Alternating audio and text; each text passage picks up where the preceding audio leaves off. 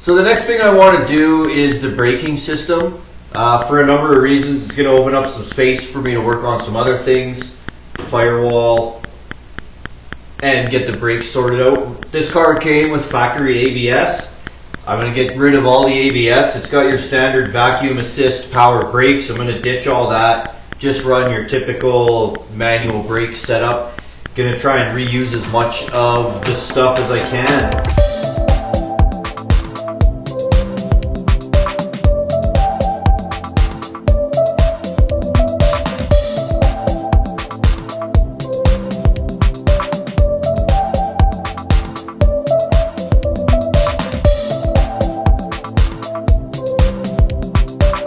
I got the pieces on the bench here.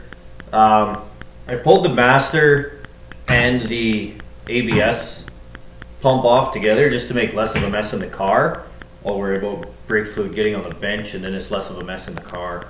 So I'll pull that apart. I got the master or the power booster here out of the car. All I'm really going to need to do in order to remount this is just come up with a plate. There's a few companies that make really nice booster delete kits, and they come with a nice prefabbed plate and a master cylinder and the whole works, and they're $300. I think I can do this for free and be the exact same thing. I guess the next step is to fab up a mounting bracket for the master cylinder.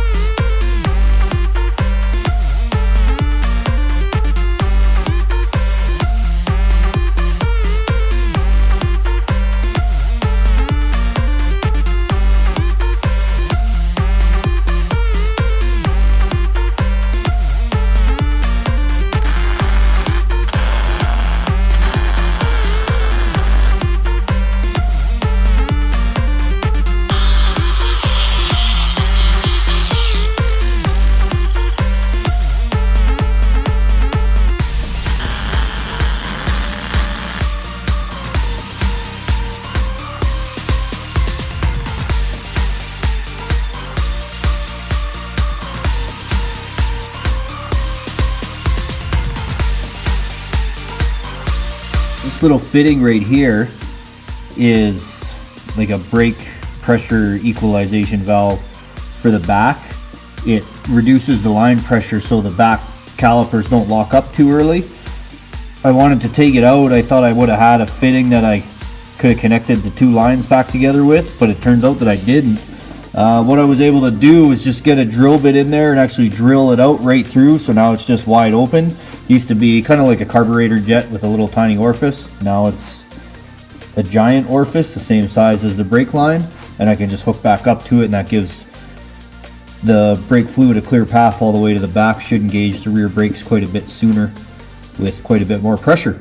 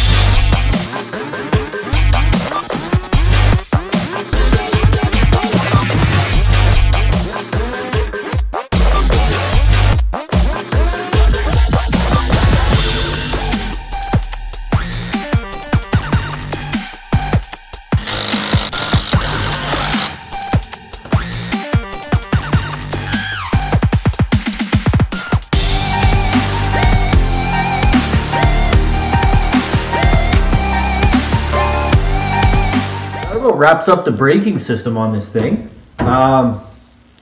Should be good to go. Pedal's a little stiff. I think there might still be some bleeding necessary in it. The little vacuum pump works pretty good, but I prefer to manually bleed them just to double check, because then you physically get eyes on what's coming out of the brake bleeder and know if there's any air coming out or not. And I can't really take it for a quick drive and check to see if the brakes work yet. So otherwise we should be pretty good for the most part. I was able to do the whole booster delete for free. I basically reused parts from the original system and didn't have to buy a single piece for it. So the only little bit of money I spent during the filming of this episode was the flange bearing for the steering column and a little bit of fuel line. Otherwise, haven't had to put any money into this thing for this video. Our current total being $1,110, I spent $15 on fuel line and $15 on steering column parts. Our brake system was free, and I made another $50 selling old parts off the car, bringing our total down to $1,090 so far. We still got a long ways to go. Today is March 17th. First race day or test and tune I think is May 4th or May 11th, so we're a little less than 2 months away. I doubt I'm going to have this car ready in time. We just finished up our last hockey practice this morning, and lacrosse starts tomorrow. And then springtime becomes lacrosse, soccer, karate, work, trying to salvage the yard after a ton of snow this winter. So things are looking pretty bleak about getting the Beamer ready for the beginning of the race season, but we'll keep trucking along on it. Still lots to do. It took me about 2 weeks to just film this video. I get like an hour, 45 minutes, a couple nights a week to get in, and it just doesn't, you don't get a lot done in that time. So we'll try our best, but it will be out eventually. I don't want to rush it. I'd rather do it right and have it a little bit late to the show. We've still got a perfectly running Chevette that we can take out at any time. So the next thing I think I'm going to work on, I'll probably end up taking the intake manifold off. There's a lot of cooling system lines underneath there that are redundant now that I don't need, that the heater's not there anymore, and I'll just kind of clean up a bunch of that stuff under there, and give me a good look, inspect the wiring harness and that kind of stuff. I'm still waiting for a few things before I can start buttoning up the interior. I might try and get a coat of paint on it, clean it up and get a coat of paint on it, do some little stuff. So keep posted.